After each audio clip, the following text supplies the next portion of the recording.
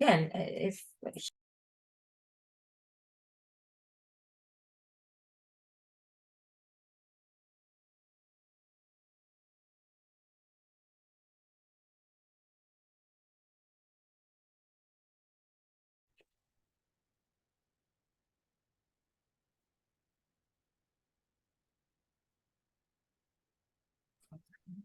okay. Good morning, everyone. Good morning, Tanya.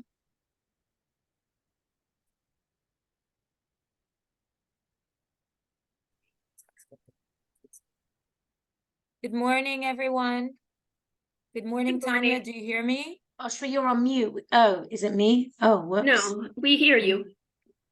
Oh, I Do couldn't you hear. hear me? Yeah, now I can hear you. It was me. It was me. It was my computer. Okay, I just wanted to say Boker Tov, and we're all praying, for Yeshuot v'nechamot, and we're sorry that we're here on Zoom, but we're happy that we can do it. And Tanya, I appreciate it that you are finding the kochot to teach today. I know it's not simple in the given situation to know even what to say and to have the kids at home, but this is what we need to do. We need to lift the spirits, learn Torah, do good. This is what gives our soldiers the kochot, Baruch Hashem, to do what they need to do.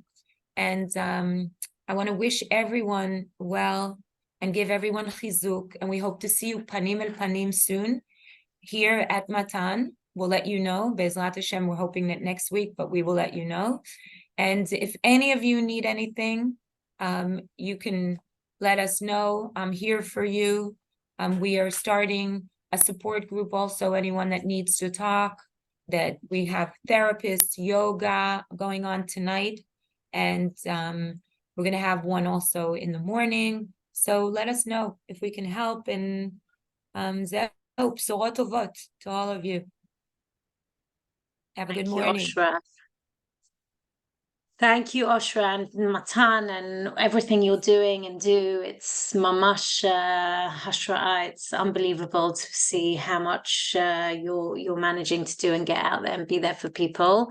Thank you all for being on the Zoom. I know it's not simple. Everyone's mind is somewhere else. Everyone's just trying to get by and be in survival mode. And that unfolds and that kind of expresses itself for different people in different ways. I really deliberated what to speak about today, I'll be honest. There was a part of me that said, let's just yalla, get straight into the learning. We're going to do Sefer Bar Mitzvah this year, the second half of it, which is exciting. But I feel like I need to kind of contextualize where we are, what we're doing. And I just want to bring some words of chizuk. So I'm going to begin with something about the time we're in at the moment, and then Bezrat Hashem will go straight and begin doing our introductory lessons to Sefer Bar Mitzvah, which obviously I prepared before all of this unfolded. So let me share with you a few thoughts. I've shared a few of these thoughts before over the last week with a couple of groups, but I want to just expand slightly on them today. So I'm going to share my screen. You don't have this. I can send it to whoever wants it afterwards. Hold on one second. I'm trying to make it slightly bigger for you. Okay. So I've been thinking a lot about the idea of how, if a lot of people have said to me, I feel like I'm doing nothing. And I know there's so many people doing so many different things. I know everyone has their kochot, everyone has their strengths, everyone has things that they're able to do and not able to do. Everyone has their abilities at times of anxiety. And I really kind of kept thinking about the image that kept coming back to me was the image of fighting Amalek. And again, we've seen in the part of these lessons is for us to be able to kind of shift our focus. So I'm not going to go back over everything we've seen and everything we've been through, but we know that in the last week, we really have seen the face of Amalek. And I kept thinking back to the very first time we fought Amalek. And that was when we came out of Mitzrayim, when we were slave people, and Amalek came and they attacked us from behind, and they attacked our women and our children and our weak. And they had no qualms in doing that. They didn't come and attack straight ahead where our soldiers were. They came and attacked behind. And I felt that I needed to look at this, this this narrative again. And I look back and I saw that it begins with this where we were Memoriva, we were arguing with God, we were arguing Moshe, we were even arguing amongst ourselves, and we asked the question, Hayesh Hashem b'kolbenu, is Hashem amongst us, is Hashem within us? In a sense, what's happened is that the people have, number one, doubting their own strength, which is an obvious reality for slaves. Slaves feel they're repressed, they feel that they don't have strength in and of themselves. But I think really more than anything else, what's going on here also is they're asking about the sacredness of God. Is God here? Is God within us? Is God amongst us? Have we got Selem Elokim? And I think back about everything that we've been through over the last few months, that we really stopped seeing the Selem Elokim in the other, in our brethren. We categorize them. Are they from the left? Are they from the right? Are they religious? Are they not religious? Are they this kind of person? Are they that kind of person? There was a sense of a breakdown of Tselem Elokim, a breakdown of sacredness, even within, our sacred mission. Why are we here in the land? What's the point of us being here?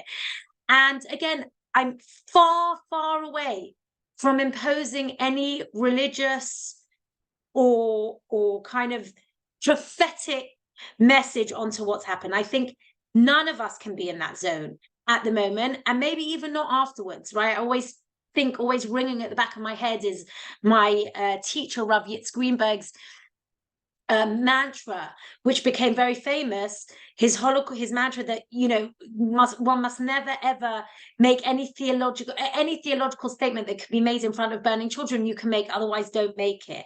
And I think that in the same way, any theological statement that can be made in front of what we've just seen, all the atrocities that we've seen, we can't make a theological statement because it's beyond our ability to do so. So I'm saying I'm not making a theological statement.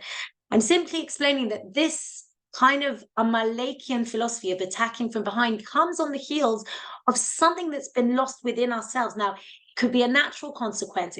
In this case, it's a divine consequence. But let's just have a look at what happens.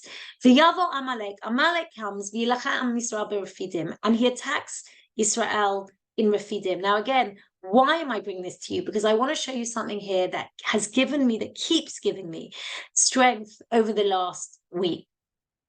Every time I think, and I've been trying in my own way, everyone in their own small way has been trying to do things, but really, I've been on the home front. What do you mean the home front? Literally the home front. I've been at home with my kids, okay? And I've been trying to manage what's going on at home. At the same time, I've been organizing mitnadvim to go to of the youth here in the moshav to go to help in various places in hotels where it's people from the south. There's been extra things I've been doing, but ultimately my job is to be here with my kids and to keep everything sane in the house and keep everything normal. And I keep thinking, but I'm not going out, I'm not fighting the war, I'm not a soldier on the front. What am I doing? And I keep coming back to this image, and I want to read it for you. Moshe says to Yoshua, go and choose men and go and fight Amalek. I'm going to stand at the top of the mountain. And the rod of God is going to be in my hand. Yoshua does what Moshe says to him. He goes and he fights Amalek. Moshe, Aaron, Alu, Rosh Hagiva. Moshe, Aaron, and Hur goes to the top of the mountain. Where Moshe's hands were lifted, the people of Israel were successful. And when his hands were down, Amalek won. And his hands were heavy. And he took a stone, and they put it underneath Moshe. And he sat. For Aaron and Aaron and Hur supported his hands. This side and this side. And his hands were the hands of emunah. Now, emunah, and those of you that have learned with me over the years know we've done this a few times. And I've said to you, well, sometimes when we think about the idea of faith, we think about the idea of propositional faith. I believe in God. God is this. That's called propositional faith. God is one. God is this. God. But here, there's no statements of faith here. There's no what we call propositional faith. There's no list of things that we need to believe in. What does it mean that the hands of Moshe are the hands of emunah? What does emunah mean here? But Derech Hagav, it says, and his hands were the hands of Emunah ad bo Hashemesh, until the sun arose. Again, what does that mean until the sun arose? Until it was day, until we'd fought off night, until the people of Israel had gone through, had exited the tunnel of darkness in which they were in. Because that is what Amalek brings. Amalek brings darkness and despair and night and a narrowing and anxiety. That's what terror is. That's what terrorism is. And Moshe and Aaron together were at the top of the mountain with Chor, and Joshua was on the ground, and they were fighting, the two of them each in their own way, until the sun arose. What are these Yadei Emunah? So there's a very, very interesting Mishnah in Rosh Hashanah that asks exactly that question. Did the people win the war because of Moshe's arms, right? Did they make or break war? But the Mishnah answers no. It had nothing to do with the miraculousness of Moshe raising his arms and lifting it. It's very simple, says the Mishnah, that while the people of Israel were looking towards the heaven and directing their hearts towards their Father in heaven, they would be victorious, and if not, they would falter. And I kept thinking about these Yadei Emunah, and I kept thinking even more about Aaron and Hur. Aaron and Hur were the ones that were supporting Moshe's hands. Moshe's hands were to heaven, while Joshua was on the ground fighting. Why did they need Moshe to stand? Because Moshe was the morale. Today we would call Moshe's arms the arms of the morale. They were the morale of the nation. They were the people that were sending to the soldiers notes and food and anything that they could possibly get their hands on. And they were the people that were getting packages from Chutz La'aretz with all the amenities that the soldiers needed. And they were the people that were at home with their children, just trying to keep a semblance of normality in their houses. And they were the people that were sending through their tefillot messages of strength to the soldiers. That's Yadei Emunah. Yadei Emunah are the hands not of propositional faith, not I believe X, Y, and Z. We need that as well. They are the hands of trust, of unity, of mutuality, of the ability for each and every person to say, I am part of this nation, I am with you. The people who are not here, the people who are in Chutz La'aretz, saying and standing up, the people, non-Jewish friends who are standing up in public on social media and saying, we are with Israel. That's Yadei Emunah. That is the trust. That is the covenant. That is the hands of the covenant that are holding Moshe, the Aaron, the Chur, Tamchu. They are supporting Aaron, so his hand, Moshe, so his hands can be in the air.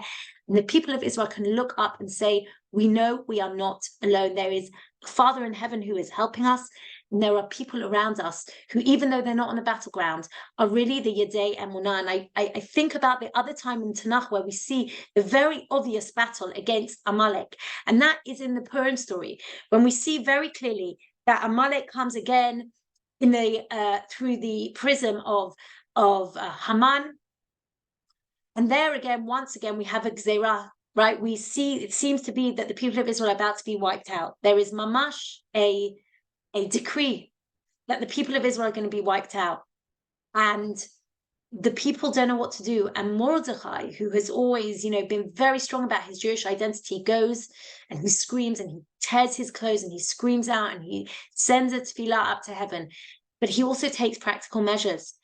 And he comes to the palace where he knows Esther is very close to the king. And he says to Esther, listen, this is a Gzerah. You need to do something about it. And what does Esther say? Esther says, I can't do anything. I haven't been called to the king. Lo nikrati lavo el hamelech ze 30 yom. I haven't been called to him for 30 days. There's really not much I can do.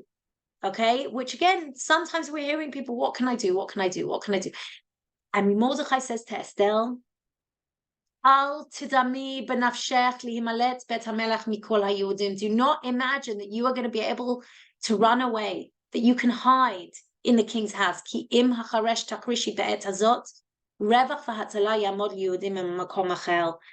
This is the time to open your ears. Do not deafen your ears to the cry of your people. this is the time where you need to listen to their cry, and you need to say, I am part of these people. I am a Jew. I am part of their destiny. I am part of their fate. And what does Mordecai say to her? I don't know why you're there. I don't know why you're in this position. Being in this position, you now have to take to duty.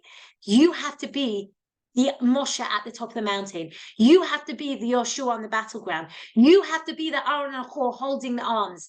And what does Esther say? And this is the key. V'yome Esther l'ashiv al Mordechai, lech knos et kol hayudim. Go and gather all the Jews. This is exactly what we are seeing today. It's quite unbelievable. Rav Soloveitchik wrote in an essay called Dodidot Beck, Fate and Destiny in 1956, immediately quite soon after the Holocaust. He wrote an essay in which he distinguished between two types of existence of the Jewish people, an existence of fate, an existence of destiny.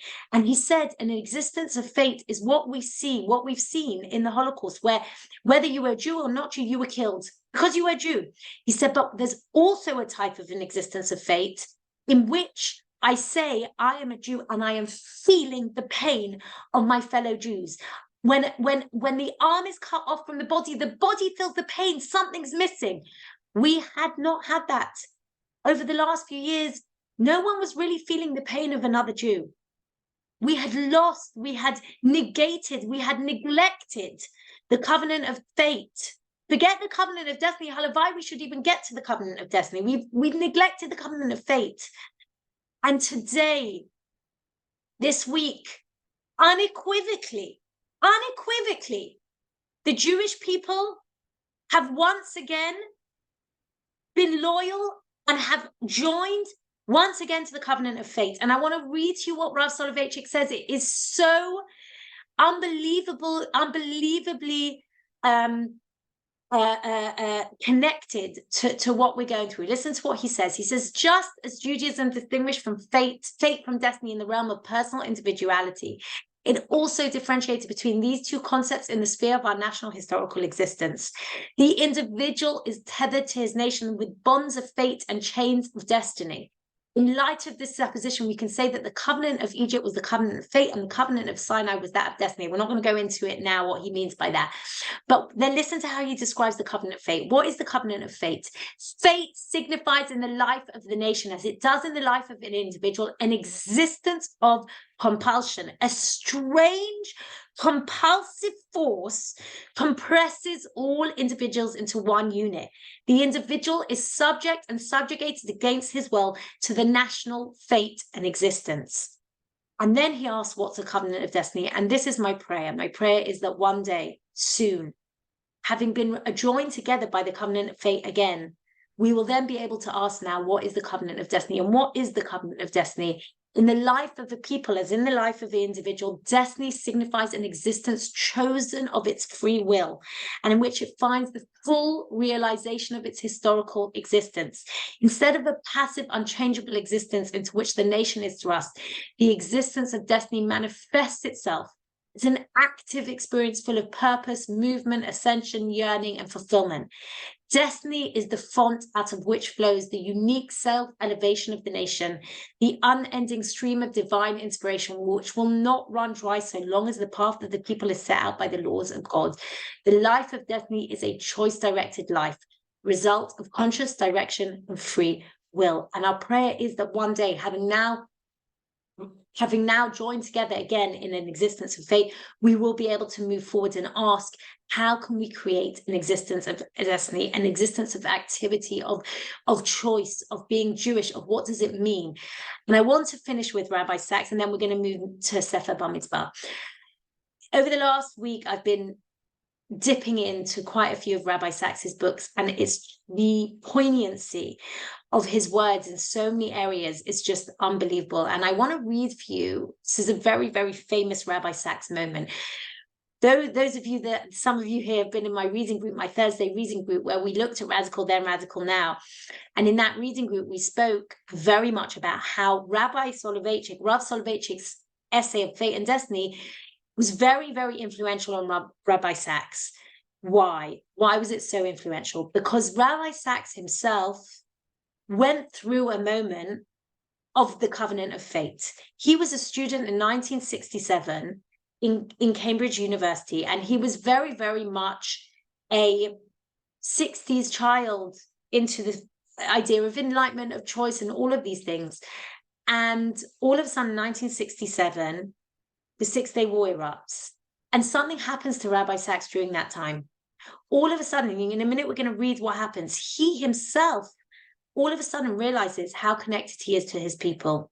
And following the Six-Day War, he goes to a trip in America where he meets Rav Soloveitchik and the Lubavitcher Rebbe. And that was the life change. That was the moment that his life changed, because he felt as if when the Lubavitcher Rebbe spoke to him, he had a calling. And from there, he went back and after a while realized he needed to follow that calling to become a rabbi.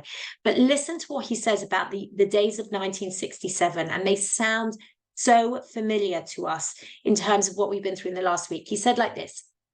He spoke about the fact that people he didn't even know were Jewish in Cambridge started coming out of the woodwork, started aligning themselves with their Jewish brethren in Israel and their Jewish identity, and started coming to prayers. And then he writes following on, for I had witnessed something in those days and weeks that didn't make sense in the rest of my world. It had nothing to do with politics or war or even prayer. It had to do with Jewish identity. Collectively, the Jewish people had looked in the mirror and said, we are still Jews. It meant that they felt part of a people, involved in its fate, implicated in its destiny, caught up in its tragedy, exhilarated by its survival. I had felt it. So had every other Jew I knew. Why? The Israelis were not people I knew. They were neither friends nor relatives in any literal sense. Israel was a country 2,000 miles away, which I had visited once, which I had no plans to live. Yet I had no doubt that their danger was something I felt personally.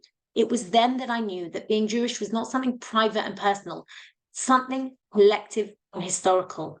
It meant being part of an extended family, many of whose members I did not know, but to whom I nonetheless felt connected by bonds of kinship and responsibility. By the way, that's the exact language, almost identical language to Rav Soloveitchik. And so I'm saying for sure, Rabbi Sachs is deeply influenced by Rav Soloveitchik. It made no sense in the concepts of the categories of the 1960s.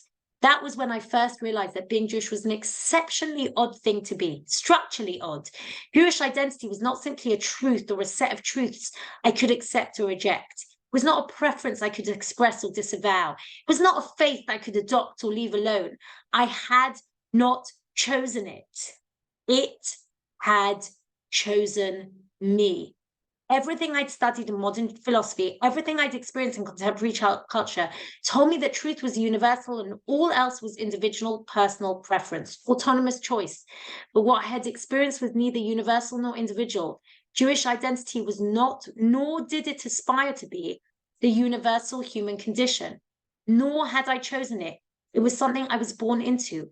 How can anyone truly be born into specific obligations and responsibilities without their consent? Logically, it didn't add up, yet psychologically it did. Without any conscious decision, I was reminded that merely by being born into the Jewish people, I was enmeshed in a network of relationships that connected me to other people, other places, other times. I belonged to a people. And being part of a people, I belonged. And I'm going to skip a little bit, but I'm just going to read the first two sentences. What I discovered in those emotional days of the summer of 1967, perhaps what each of us discovers when Jewish identity takes us by surprise, is that the covenant is still alive. And I want to just finish here at the end. He says, to be a Jew is to know that this cannot be the full story of who I am. We are not free floating atoms in infinite space. We are letters in the scroll. I am a Jew because knowing the story of my people, I heard their call to write the next chapter. I did not come from nowhere. I have a past. And if any past commands anyone, this past commands me. I am a Jew because only if I remain a Jew will the story of 100 generations live on in me. I continue their journey because having come this far, I may not let it and then fail. I cannot be the missing letter in the scroll. I give no simpler answer, nor do I know of a more powerful one. And I want to say that I know that over the last decade, there's been, on the part of many older generation, a kind of despair, doubt, question about the loyalty, about the passion, about the the loyalty and the kind of Jewish obligation or national obligation of our younger generation. And a lot of people have said they're not what they were. No, that it's not the generation that created the state. And I want to say that in the last week, we have seen that generation is the generation that will save us. That generation who were out after their army service in India and God knows where, and got on planes and said, I am coming back because this is my people and this is my loyalty. Those younger people who just months ago were demonstrating and saying they were angry with the state, on their went individually to go and save other people that they did not know who they were. We have seen that the younger generation are the generation, I believe, that will be the future leaders. They are the ones who, after this, God willing, will come up and say, we want something different. And they are the generation that Rabbi Sachs describes here, that are connecting once more to the covenant of fate and saying, we are part of the Jewish people. This is our history. This is our future. And we are not despairing of our people. We are becoming our people once again. And I want to finish just this part with something that Rabbi Sachs wrote in 2015 in a letter during the wave of terror in Israel. And I think with this we'll finish because it's really, really it gave me a lot of chizuk. He says, what do you do when terror strikes? When all sense of security is lost, when you feel yourself surrounded by hate, when the voice of reason is drowned out by the clamor of rage, when all hope for the future seems lost, and when the world around you has turned dark. I think these are feelings that every single one of us has felt at some point over the last week. That, they told me, is how it has felt to be in Israel these past few days and weeks. And as I heard the anxiety and even despair in the voice, I thought of all those lacerating words from the book of Psalms. From the depths I have called to you. I am for peace whenever I speak of it. They are for war. Oh my God, you have forsaken me. Why have you forsaken me? I heard an echo of King David's sense of betrayal. I said rashly, all people are liars. And there are words that can help us make the journey from darkness to light. And as I was listening, I suddenly felt a voice, as if from the collective unconscious of our people, saying, we are Am Yisrael, the descendants not just of Abraham, the iconoclast, and Isaac, the almost sacrificed child, but especially of Jacob, Israel, because Jacob has one extraordinary strength of character which he endowed us, his children. Jacob was the first person whose deepest encounters with God took place when he was alone at night, far from home, and fleeing from one danger to the next. That was when he had a vision of a ladder stretching from earth to heaven and said, truly, this is of the place of the Lord, and I did not know it. I'm going to skip a bit. Jacob never lived in peace, but somehow he took all the fear and pain and loneliness and isolation and turned them into a vision of heaven and found God in the very midst of the place and moment of danger. Jacob was the man who rescued hope from the depths of despair, who kept going despite his fear of Esav and Laban, despite the loss of his beloved son, who never stopped wrestling with history and destiny. This is the man who somehow endowed us, his descendants, to the end of time with an inner strength that is almost beyond belief. Ours is the people that empires tried to destroy, yet we outlived them. The people often hated who did not repay with hate, and instead of cursing the darkness, lit a light and became an eternal flame. This is why the Jewish people became the voice of hope in the conversation of humankind in generation after generation, and a compelling testimony to the power of life to defeat the forces of darkness and death. To be a Jew in whom beats the spirit of our ancestors and the hopes of generations to come is to feel the pain and yet carry on. To know the fear and refuse to be intimidated, to be surrounded by hate and yet to have the courage not to answer it with hatred in return. These are among the supreme achievements of the human spirit, and it is to them that we are being summoned now by every syllable of our history. The fear is real, the pain is deep, and yet the faith that carried our ancestors will carry us as we walk through the valley of the shadow of death into light, of the promised future that still awaits us. When an anguished people will finally know peace, the last of all our blessings, but still the greatest speedily in our days. This is the moment when the prayers of all Jews, like a single person with a single heart, are with the people of Israel in the land of Israel, and the people in the land that give us so much strength and pride. Let us be strong and strengthen one another, and until the city whose name means peace at last becomes a true home of peace. With you all my heart, Rabbi Jonathan Sachs. So I felt I needed to share that today. I think it's particularly poignant for us. And it also relates to what we spoke about being Yadei Emunah. All of us are those hands. And with that, I will say this. We're going to now move forwards over the next few weeks, please God, in person, but if not over Zoom, and we're going to learn together. And of course, there's going to be moments where we're going to relate, as I always do, to what's going on into the situation. But I want to say that while we are learning, yes, I will send the source sheet in a second. I'll send it just at the end of the class. While we are learning, what I want to say is that we are being the Yadei Emunah. Part of our learning, every time we learn together, be it on Zoom, be it in person, we are the Yadei Emunah. We are doing something. We are learning in the merit of the success of the IDF, of the success of our Chayalim, of the refuah for all who need it, and for the return, the safe return of our captives.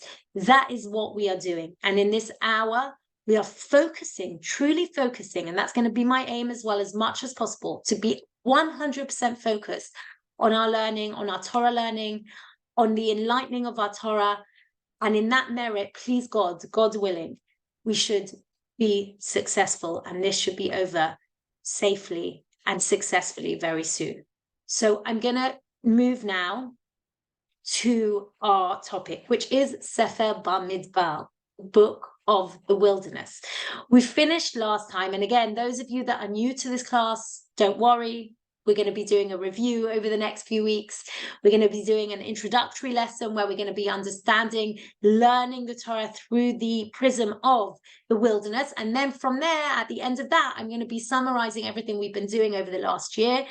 And every topic we're going to be looking at is a new topic in and of itself. There are themes that are going to be carried through, but they are not dependent on whether you were in the class last year. If you were, then fantastic. Obviously, you'll have the background. But if you weren't, that's also totally fine.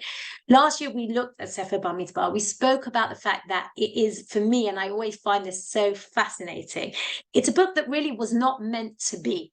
Okay, it's a book which is in many, many ways kind of a mystery in the sense that the people of Israel were meant to go straight into the land. I mean, if we think for a minute about what was happening, the people had come out of Egypt in Sefer Shmot. They're wandering in the Midbar, and in the Midbar, God is telling them, Moshe is telling them, you're going to be going now to Eretz Yisrael. This slave nation believe that they are going to be going to Eretz Yisrael. So they're wandering in the Midbar. And even at the very beginning of Sefer Bamidbar, we see the first 11 chapters, from chapter 1 to chapter 11, we see the people preparing to go into the land. We have how they encamp, all the tribes, how the tribes encamp around the Mishkan, how the Mishkan is going to be has going to journey. We also have, and again, we'll look at this a little bit later, but there's a lot of idea here of order. The people, let's not forget, they've come out of slavery, and there's a sense of chaos. There's a sense of disorder. There's a sense of not really knowing, not having a grounding.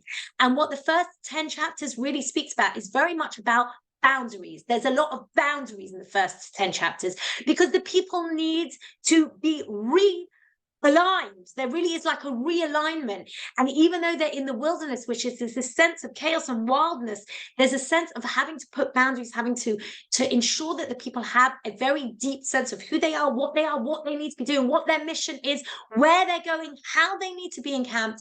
So that's until chapter 11. In chapter 11, we had, if you remember, V'ha'am Mitonenim Ra B'oznei Hashem. The people complain. And from then on, we have a spiral of complaints ultimately leads to the decree that the people are going to be in the land for 30, they're going to be traveling in the desert for 38 years, and not the first generation are not going to enter the land. So what I always find fascinating is that had chapter 11 not happened, had the Meraglim, the spy story, not happened, this book wouldn't necessarily have been.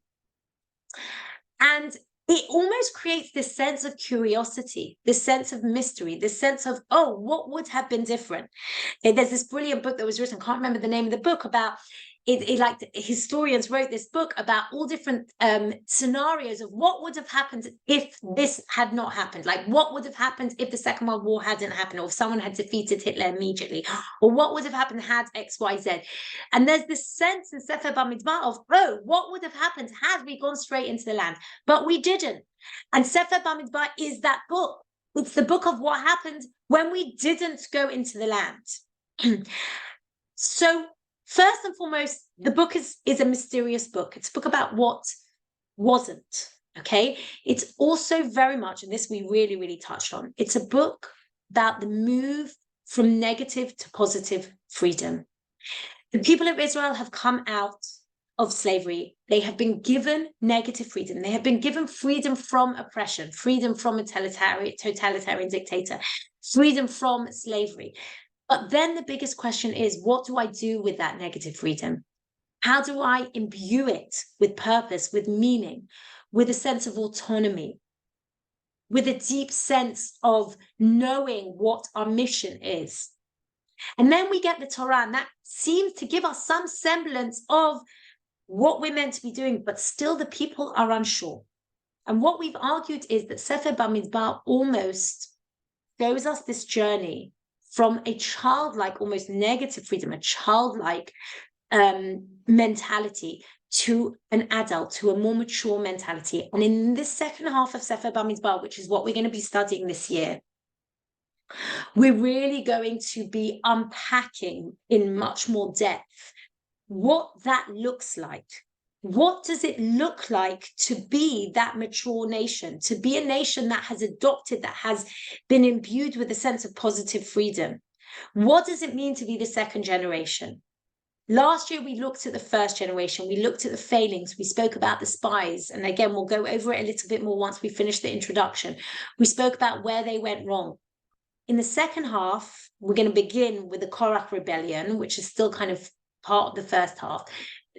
In the second half, we're going to be looking at the second generation. And we're going to be trying to detect, because it's not simple, the difference between the first and the second generation. At points, it looks like they're very similar. The second generation also complain. How different is that to the first generation? But what we're going to be seeing with the second generation is that something has changed, that there's a shift that has been created.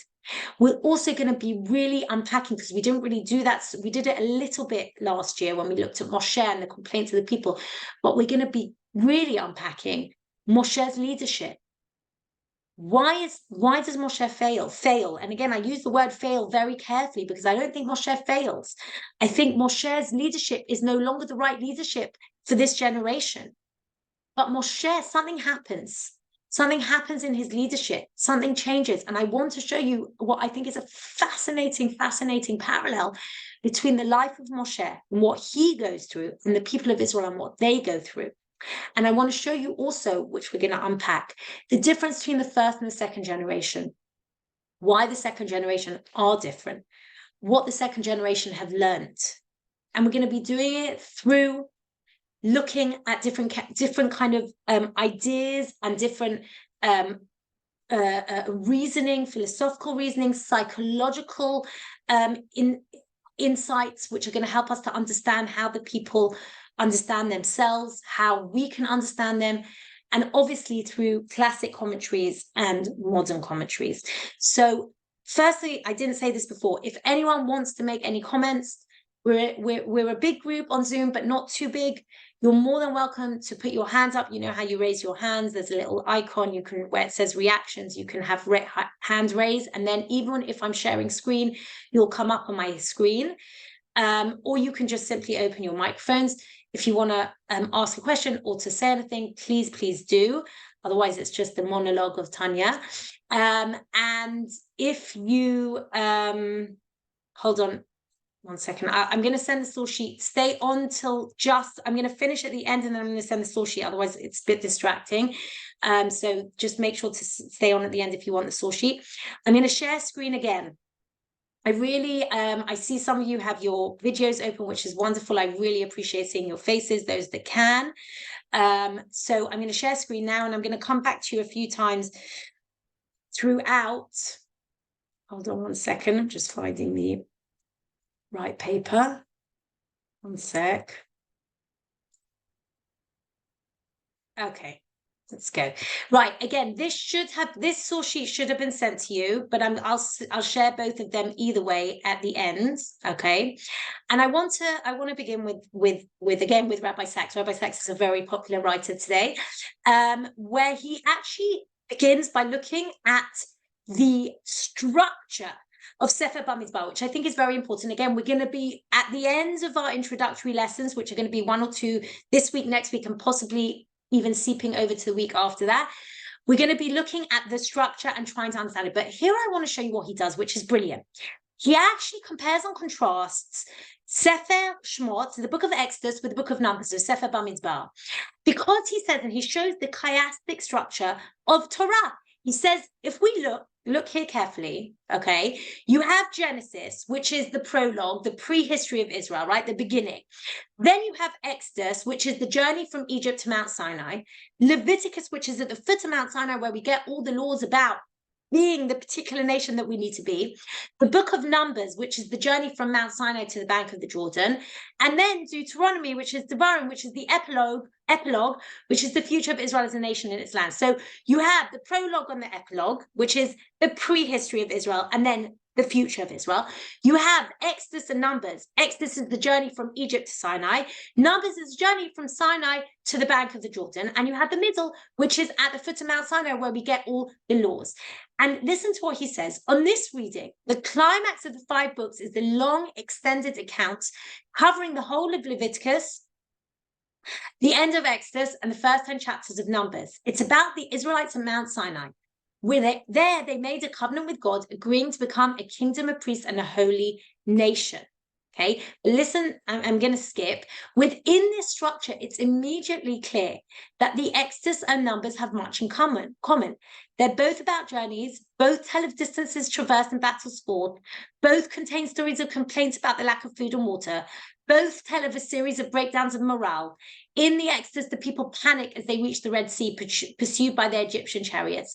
In Numbers, they panic as they envisage the battles that lie ahead, having been told by 10 of the 12 spies that they face a land whose cities are fortified and whose inhabitants are giants. In both books, they romanticize about the past, thinking about Egypt. In both books, there's a major sin that threatens the future of the Jewish people. Okay, but look at what he continues to say. He says, yet there are also clear differences between the books. In Exodus, the people are not punished for their complaints, but in Numbers, they are. The most conspicuous difference is the response of Moshe. Okay, and he continues and he said, we know that in Exodus, Moshe is patient, he listens, he even fights for the people. But in Numbers, he has a breakdown, which we saw. We saw that Moshe has this breakdown in chapter 11, where he literally says, kill me, I don't want to carry on with these people. Why? Why the difference? What Rabbi Sacks here says is that the difference is that the Exodus,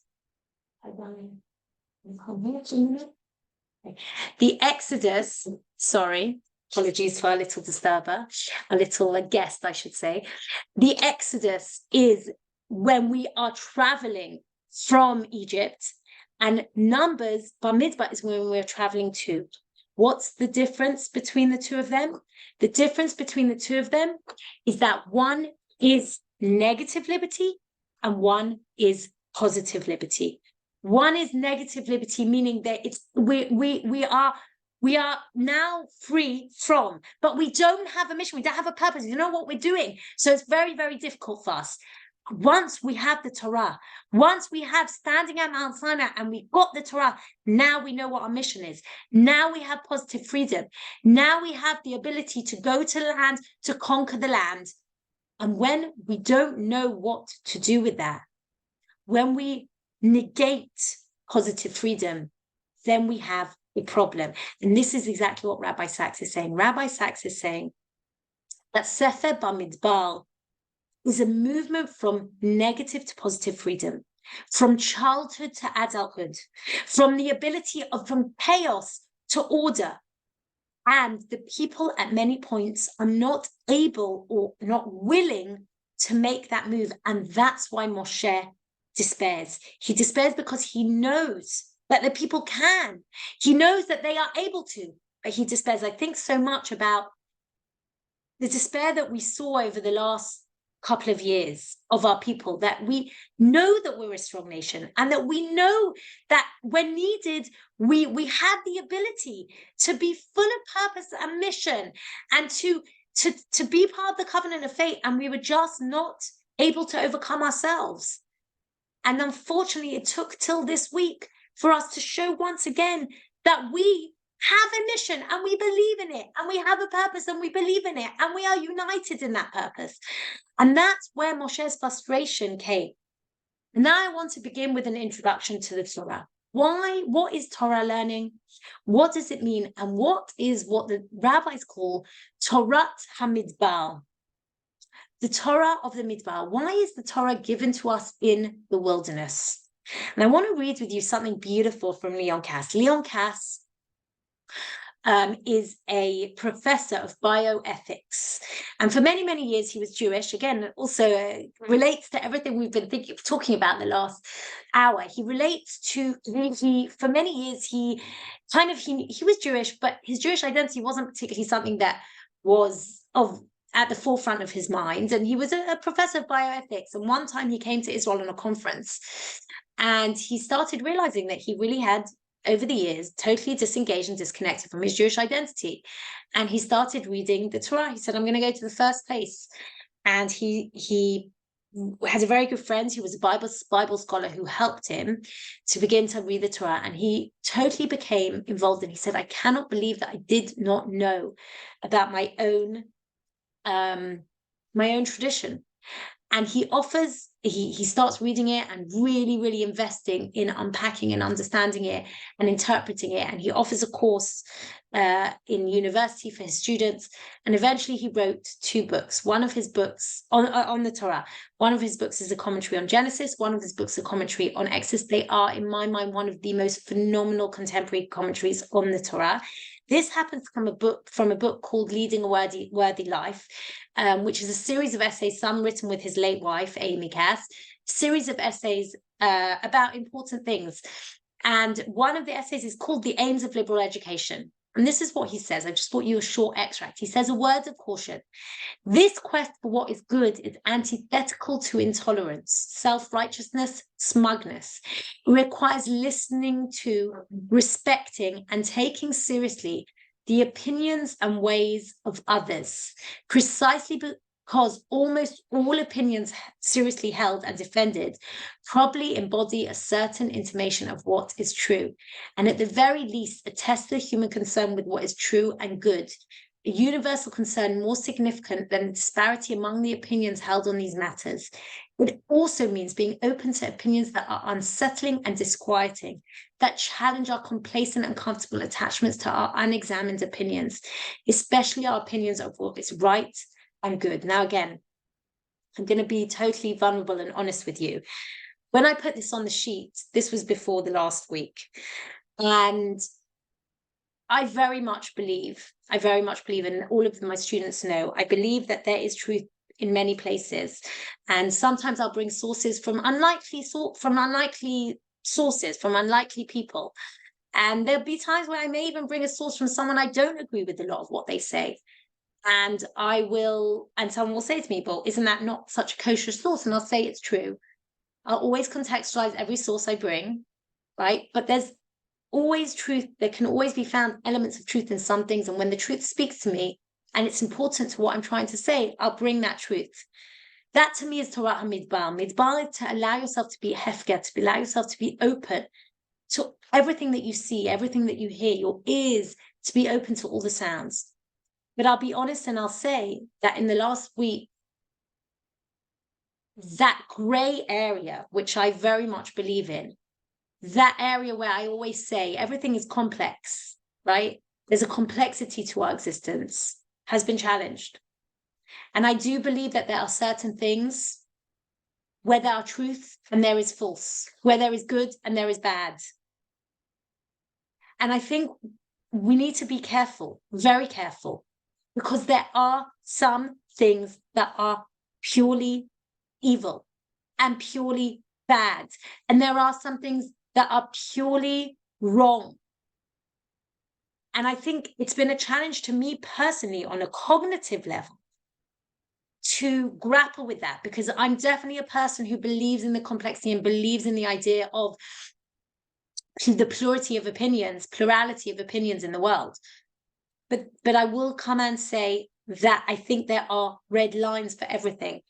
But this isn't what Leon Kass is speaking about. Leon Kass is speaking about the fact that to be in an environment in which we understand and we listen and we hear the other, that is what is important. Okay, I want to show you in Sefer Bamidbar something beautiful. God spoke to Moshe in the Midbar, in the desert. Why in the desert? Another interpretation says, and God spoke to Moshe in the desert of Sinai. Whoever does not make him or herself open to all, literally ownness, hefker. Hefker, by the way, can mean open to all. It can also mean, when something's hefker, it means ownerless, right? Like a desert, is not able to acquire the wisdom and Torah. And therefore, it's written in the desert of Sinai, the Torah is given. Why is the Torah given in the desert? Because when we learn Torah, we have to open ourselves up. We need to expand our horizons. We need to understand that the Torah needs to touch us in the here and the now. One of my, I would say, my manifestos in teaching is the idea of Torat Chaim. Torat Chaim means that the Torah is not something that is wrapped away, put on a shelf and not touched. The Torah is living and breathing. And if it isn't living and breathing, then it has no relevance to me. That's why we call it Torat Chaim, a living, kicking, breathing Torah. But in order for it to be a Torat Chaim, sometimes when we approach the Torah, we have to come to it as a desert.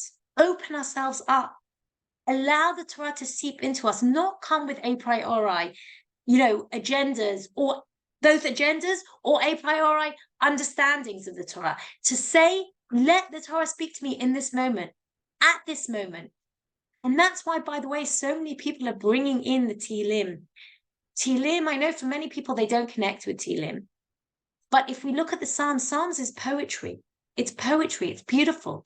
It was written by David HaMelech, many of them, for a certain period and a certain time. But what's so beautiful about poetry is it's not just about what the author writes. It's also about what the reader gains.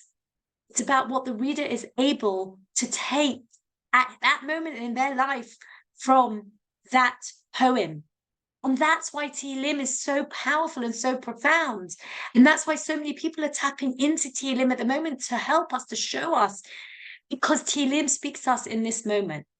And in order for it to do that, we have to be hefker. We have to open ourselves up to Tehillim, not just to historically categorize it. Oh, it was written at that point, and it presumes that context. No, it can also speak to me at this moment.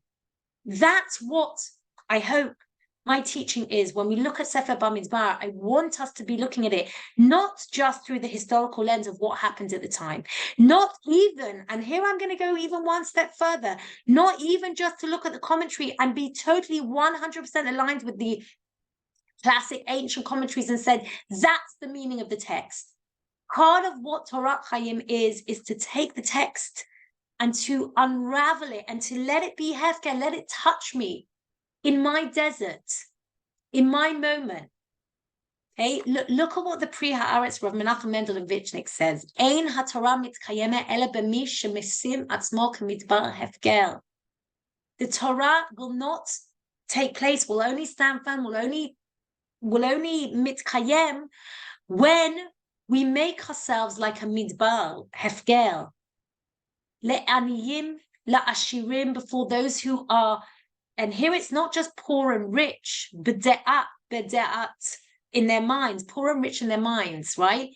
Ve'eno gadol yoter michaveiro, and he shouldn't think of himself any better than his friend. Adarabah, Batel b'mitziut negdo. He should literally nullify himself before his friends. B'zeh mit achdo v'nichlale zeh b'zeh. On this, and in this way, they will become united. Nitached, sorry. B'zeh nitached v'nichlal. This way, they will become united each with each other. And I think this is such a beautiful idea. The idea that the Torah can unite us, but it will only unite us if we don't believe we have a monopoly on it. If we don't believe that we own the truth of the Torah is mine. And I'm going to bring the famous story that I bring very often, that I heard directly from the mouth of Rabbi Benny Lau. I'm sure he's told it before in many of his classes. Rabbi Benny Lau, many, many years ago, went to a school, a totally chiloni, a totally secular school. And he, as he does, because he goes there and he tries to teach some Torah to these students. And he picked up his Tanakh as a joke at the beginning. And he picked it up and he said, "Who does this belong to? I found it in the corridor," picking up a Tanakh. And all the children started laughing. And one of these girls, in a very kind of, not in an aggressive way, in kind of an innocent way, turned around to him and said to him, "Ma pitom harav, ze lo shayach lanu." Right? What do you mean, Rabbi? It doesn't belong to us, the Tanakh. Meaning what? Meaning the way that these secular children understood it is that the Tanakh belongs to the Zati people. It belongs to the religious people. It doesn't belong to them. And Rabbi Benny Lau said at that moment he realized that we, the Dati people, had monopolized the Torah. And he said he decided at that moment his life work was going to be to hand the Torah back to the people. And that's why he set up 929. And I really, really believe that that is what the rabbis are telling us in the ancient texts, way earlier than what Rabbi Lau said, way earlier than what many people today in our incredible Dati Leumi community and many amazing, amazing people out there who are really trying to bring the Torah back to the people and say to them, no, it's not about agendas and it's not about politics. It's about being hefker. It's about nullifying myself in front of you, my fellow Jew, and nullifying myself in front of the Torah and saying, let the Torah speak to me and speak to you, even though we're two different people. And I really, really think that the rabbis were telling us this when they said that the Torah was given in the Midbar. The Midbar, the place of Hefker, the place where the ear crumps the eye, where we have to listen carefully to the other, where we have to hear the other and hear the words of the Torah in each generation, in each moment that speak to me in the here and the now. The Sfat Emet speaks about the idea. I'm not going to read the whole thing. It was a mistake. I didn't mean to bring you the whole thing anyway, but I'm not going to read the whole thing. I'm just going to read you a few small things that the Sfat Emet speaks about, where he speaks about this idea of the Torah being given in the Midbar. And he says that he also speaks about the idea that when Moshe turns around, he says, I'm of uncircumcised lips. And he speaks very much about the idea that why is it at the beginning Moshe couldn't speak, and at the end, and again we're going to really address this in Sefer Bamidbar as we go on, at the end Moshe is a man who the entire book of Sefer Dvarim is Moshe's words. What does it mean? Did he have a stutter? Didn't he have a stutter? He could speak, he couldn't speak. At the beginning he can't, and then he can. What does this mean? And in a beautiful commentary, the Sfat Emet speaks about the idea that when we are in exile, speech is also exiled. Why? Because speech is a way in which I express my inner being to an outside world. It's the way in which I take a subjective language and I universalize it. I objectify it. For me to be able to tell you, again, it so makes me think about today. So many people I've spoken to keep saying to me, I don't have words to express what I'm going through. I cannot speak at the moment. Because when you are in exile, when you are in a moment of distress, when you are in crisis, speech is exiled. And if we think even about the Torah, if we think about the amount of chidush and Torah that we've had since we've come back to the land of Israel compared to the thousands of years we had in exile, there was Torah in exile. There was Torah Shebaal Peh. The whole of Torah Shebaal Peh is a Torah of the exile. But over the many years in exile after the second Beit HaMikdash, there was a sense of not being able to speak. Elie Wiesel speaks a lot about the exile of language during the Holocaust. Okay, and there's this sense of not being able to speak because when you are almost straitjacketed, okay, very famously Eliezer Berkovitz, controversially also, in one of his books, it's called Lo B'Shamayim, Not in Heaven. Okay, it's a book about the idea of Torah Shebaal Peh.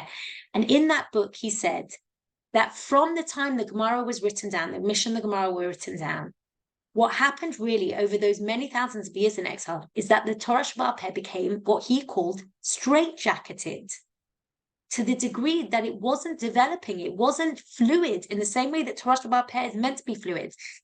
And his call in the book was to bring back the fluidity of Torah Shebaal Peh. And I want to say here that I don't know if any of you are on the Matan, they have the most beautiful WhatsApp group for Yoetzet Halacha, who are answering daily questions that are people, halachic questions. These women, these Yotzot Halacha, are answering daily questions women are bringing on a WhatsApp group. And to me, that's the fluidity of Torah Shebaal Peh, that women today are being posek halacha. Okay, that's the Torah coming out of exile. That's the Torah being spoken and being verbalized now that we are in a place where we have our land back. To me, that's what it's about. And here the Sfat Emet is speaking about the idea that Moshe's lips were what he says, I can't speak because Moshe was in crisis. He was in exile. But once we leave Mitzrayim and we go into the desert and we leave all of our idol worship according to the Sfat Emet, then we are able to once again hear Hashem, hear the words of the Torah. And he says, hearing requires being empty of everything. And then God speaks at the mountain and we hear God, and then we need to start speaking again. That is what it is to speak, and that is what it is to listen, to have the Shema. Erica Brown beautifully in her book on Sefer Bamidbar speaks a lot about this idea, but this particular quote I took from an essay that she wrote before she wrote her book on Sefer Bamidbar called Into the Wild. And this is what she says. She says, the word Bamidbar is often translated as desert, but this translation does not capture the landscape of the biblical region in its entirety. There is something about the expansiveness and simplicity of the environment that makes people contemplative and aware of their insignificance. The enormity of the terrain highlights our smallness, and often in place of fear, religious awe arises. I'm going to talk about religious awe in a minute. Wisdom, too, like a spring or sudden flood, rises where least expected, but it's not only the spiritual rawness, which is possible in the vastness of the wilderness, that leads to knowledge. It is the desire to put order into the chaos, which leads to the acquisition of Torah. Because humanity feels dominated by the landscape, do we try to overcome this impotence by building structures of human intelligence? It's brilliant extract. And she's saying, like, it's multifaceted. There's many layers to what she's saying here. And I want to unpack 2 layers of what she's saying. What I believe she's saying. I haven't discussed it with her personally, but what I believe she's saying. In fact, I'm going to stop share for a minute so I can see you and you can see me better. Okay. I want to just speak for a second. We've spoken about the idea of the Midbar as the place. There's 2 elements here to the Midbar as far as I can see it, and Torah. One is the idea that the Midbar is Hefker, that the Midbar is the place in which the Torah truly, truly speaks to us from the perspective of not having a monopoly on it, of not saying it's mine and grabbing it and holding it, that there's an element of it being able to speak to us, to hear it in our vast landscape. There's also something about the Torah being given in the Midbar, which teaches us this idea of structure, of order, of the ability that sometimes when we're in a place where it's so overwhelming and so vast, And we are awed, we're definitely awed, but we don't know how to take that awe, to take that vastness, to take that chaos and create something permanent, create something tangible. That's what giving the Torah does. And to my mind, what she's saying, in other words, is this move from negative to positive freedom that we began with, not negative to positive liberty. Negative liberty is that, wow, it's so vast. I've been given out all the possibilities. I'm free. I can wander. It's this, wow, this opportunity, this ability to have all various options in front of me. But too much freedom can be distracting, but even more than distracting, can be overwhelming. And therefore, one needs positive liberty. One needs structures. One needs mission. One needs purpose.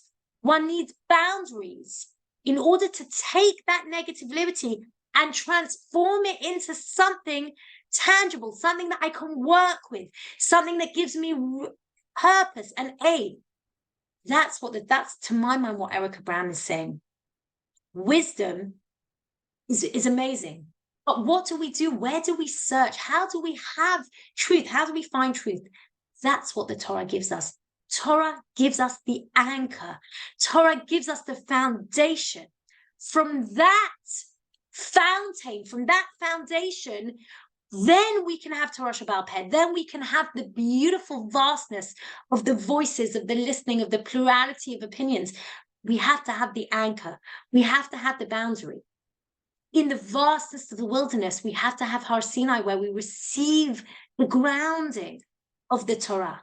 To my mind, that's what Erica Brown is teaching us here. And in my mind also, once we have that ground, it's a very, very thin line, because the grounding, the what do you call it, the anchor can also be too much.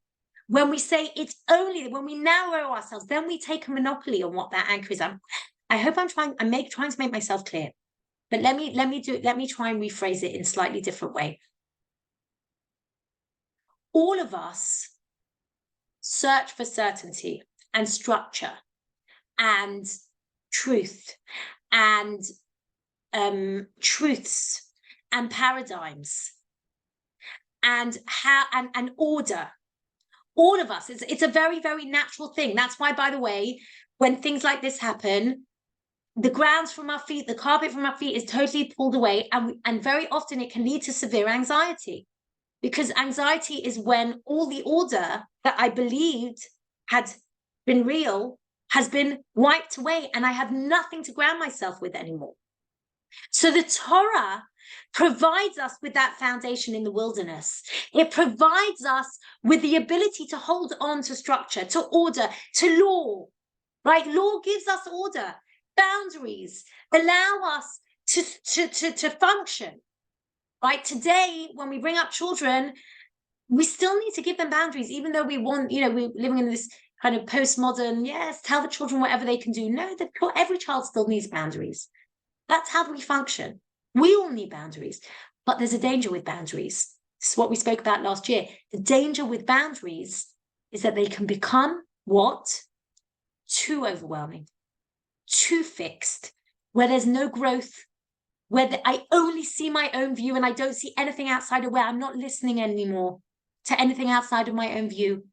And that's why, to my mind, the Torah is given in the wilderness. It's given in the wilderness because it responds to the danger of the wilderness by giving us structure and boundary, but it also responds to the danger of the monopolization of the Torah, of holding the Torah so strong and so that it becomes straitjacketed, by saying the Torah is given in the wilderness so that you hear all the different views and you hear all the different opinions and you make yourself hefker like the Mizbar when you come to the Torah, so that you can read out of the Torah, Torah Sheba'al Peh, so you can read out of the Torah, Torah Chayim, so that you can read out of the Torah the messages that it's giving you for the here and the now, and not remain fixed in what is ultimately an ancient text and in historicity of the ancient text.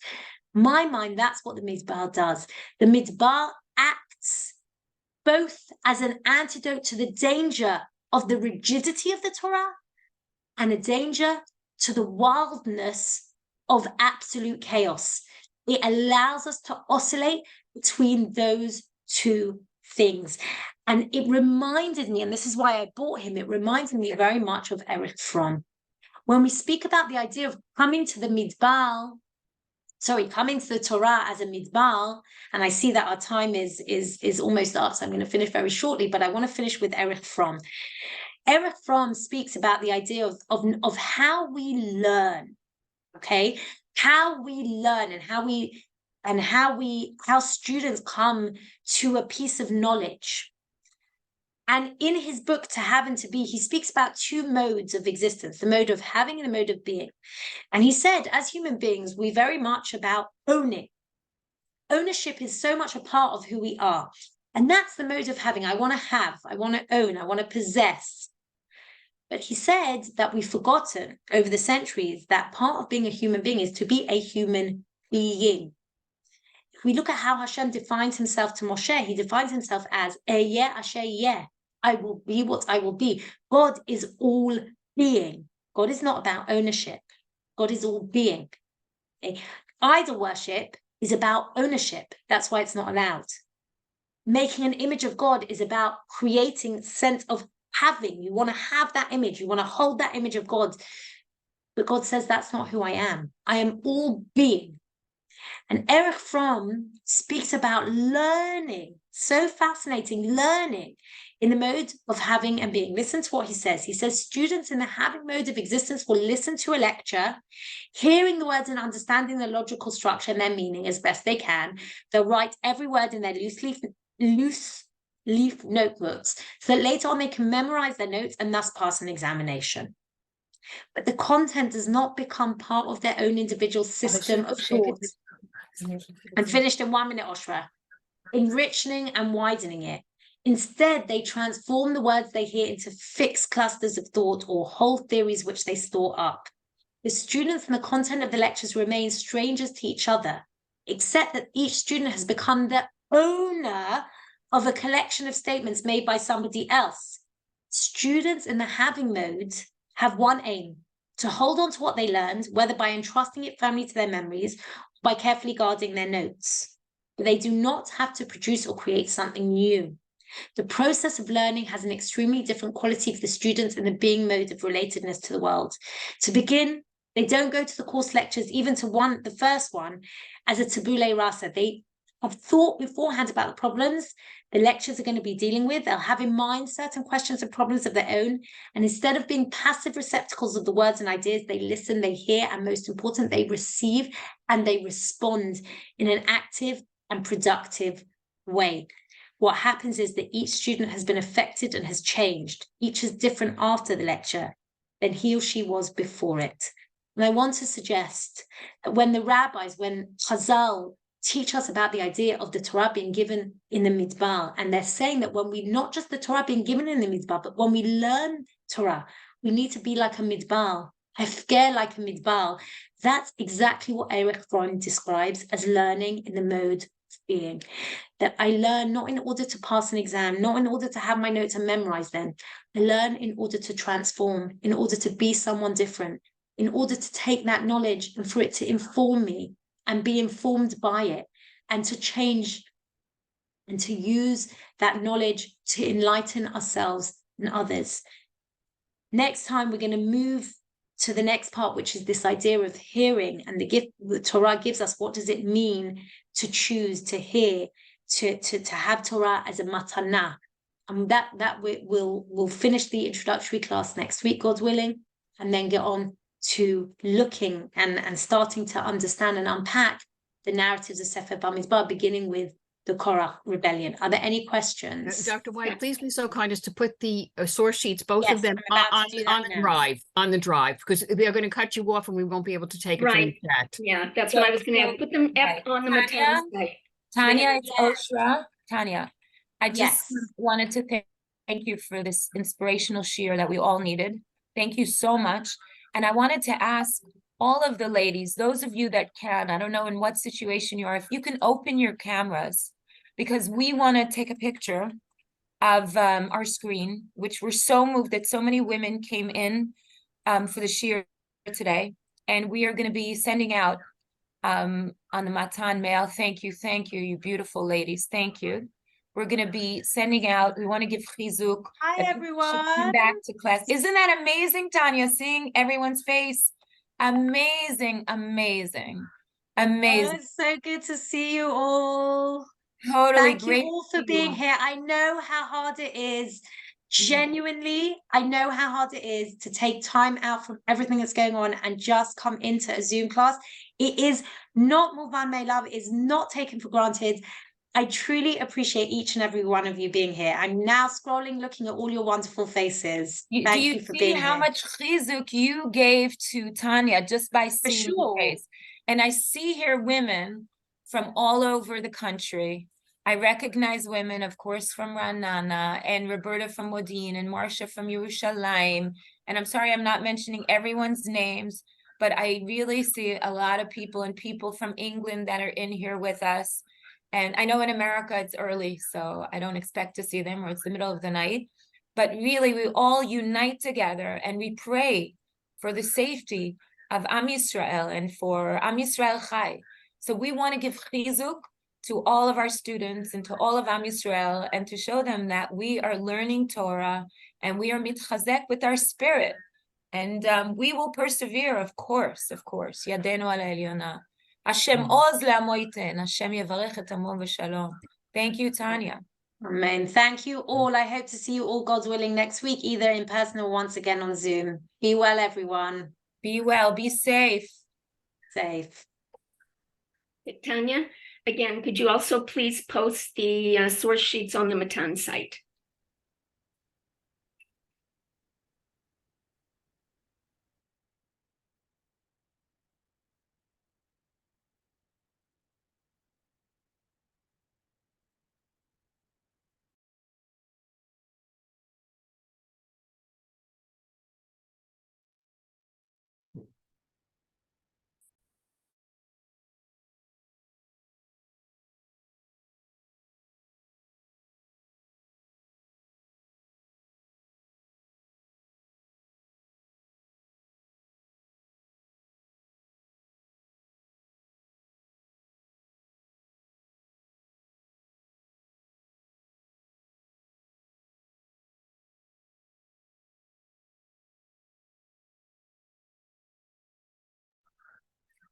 Yael from New Zealand, are you here? There's Yael. I forgot to say that we have students from New Zealand. Yael, how are you? Are you standing with Israel and New Zealand? Okay, good to see you, Yael.